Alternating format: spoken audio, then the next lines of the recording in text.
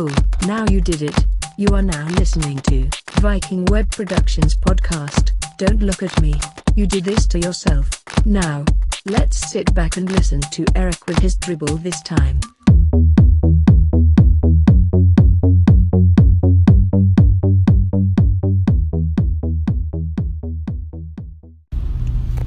So we're going to talk about, we're going to get back on the topic of right to repair, because a couple things that just brought to my attention. Person I follow on YouTube, main reason I started doing iPhone repair and Mac repair is because this guy, learning a lot from his YouTube channel, but he's also a huge advocate for the right to repair, because as independent repair shops, we are kind of on our own to grab parts and to get parts and get kind of shunned a little bit, but we actually are the ones that actually will fix your phone, and we'll actually do data recovery at a reasonable price, unlike some places out there where you can spend thousands of dollars before you even touch your data. Even if they can't get your data, you have to pay. And so a lot of us independent repair shops, we have a no data, no fee. So we'll make an attempt to get your data off your phone, your hard drive, or whatever. And if it doesn't work, you don't pay for it. And then you can try taking it to one of those other shops or have it shipped off to whoever and have them try it. But most part, especially me, I do a lot of hard drives. And I'm probably sitting at a 98% success rate. There's just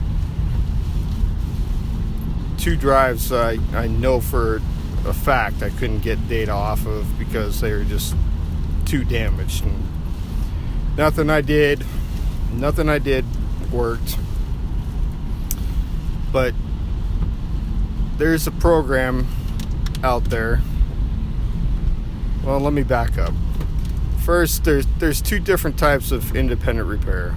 There's the certified Apple technicians, and then there's the unauthorized certified technicians. Basically, the difference is for the certified Apple technicians, you sign up for the independent repair program with Apple, and that's basically where we're gonna be stuck on the topic today. And it's absolutely pissing outside because it's Washington, and why not? So my wipers are going pretty good. So with the independent repair program, you have to abide by a whole laundry list of regulations, and you're only allowed to do certain types of repairs, like you can do screen replacements, you can do can't do batteries, you can do screen replacements, charge ports, and headphone jacks. That's basically it. You have to take the stance of Apple of no data recovery, because in Apple's eyes that is absolutely impossible to do, even though I've never had a phone come in that needs data recovery for, but I'm fairly confident that I can get the data off of the phone. I've resurrected a couple phones that were stuck in a boot loop that Apple told one person that they'd be able to ship their phone off, and since they hadn't backed their data up on their phone, that no matter what happens, they're losing everything on the phone. And I think I've talked about this before in the previous podcast, but this person had pictures on their phone that needed to get off for one of their parents that recently died, and they needed the pictures off the phone.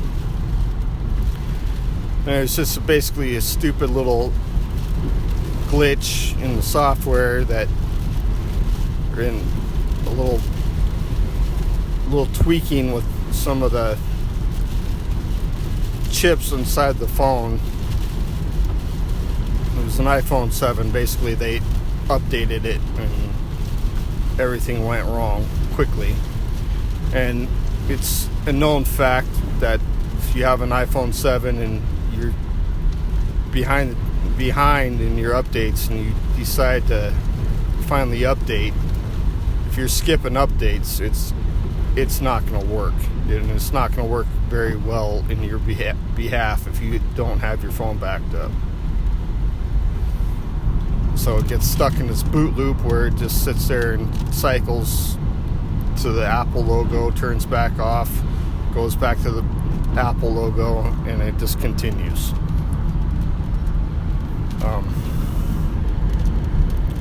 So a certified Apple technician wouldn't be able to solve that problem. And if the right to repair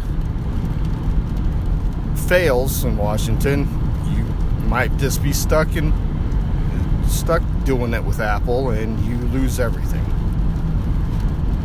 They don't care about your data, and they will just sell you a new phone, and it's basically your fault because you didn't back up your phone. But no matter how the situation comes out, you will lose big time. So with the independent contractors, they have to sign lots of documentation. They have to pay for the certifications, and there's, oh man, I don't know how many there is, but I've only taken 2, and that was probably the biggest waste of $50 I've ever had in my whole entire life. And I don't even have the certificate. I'm supposed to have it out, but I don't care. Whatever. They have to be inspected every 5 years, even if they're not in the program anymore, or every 5 years or every 1 year, depends. But they have to be inspected. If they leave the program, they are subject to inspections 5 years after they leave the program as well.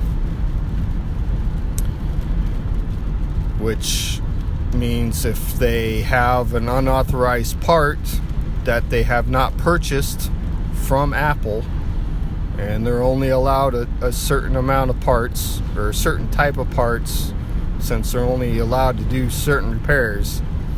If they have one from, say, a wholesaler that I get my stuff from, they get fined. And I don't know how much money the fine is, but I hear it is astronomical. Which I don't understand. You're trying to help your clients,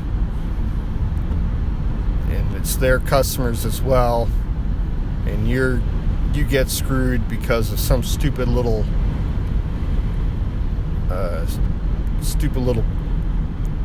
cap that's goes in to help with whatever, your earpiece or your speaker working. They can't do that repair, so they get fined for it, and then they can actually be forced to leave the program. And then a year after they are forced to leave the program, they can get inspected again. They have the same part, they get fined again. That's not the real kicker part at the moment. Because right now, with these right to repair committees that are going around all around the country right now, there's lobbyists for these certification companies and big companies, including Apple, but like Microsoft and Samsung and John Deere. They're all going in and saying that if you go to an independent repair, there's no privacy. And your data's not secure, and we can steal your data, and yada, yada, yada.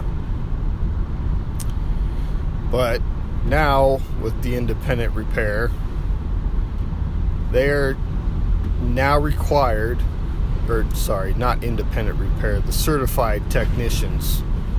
Ooh, it's a little windy out, too. They have to get your address. So for them to be able to do your repair, they need your address. I think they have to check your ID. They have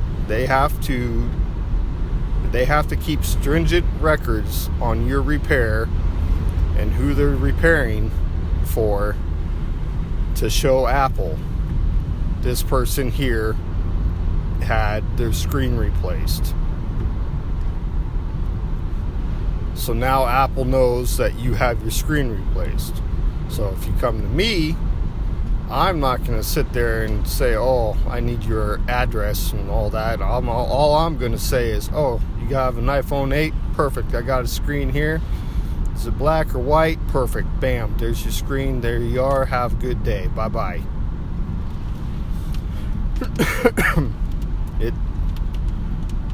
Independent repair is going to save you money on your repair, because the certified technicians are getting charged way too much money for the replacement parts.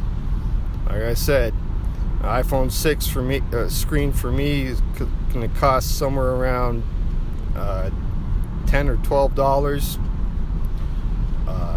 For them, it's going to cost somewhere around $125. And then you have to pretty much give them your whole life story to get the damn screen replaced, when you shouldn't have to do that.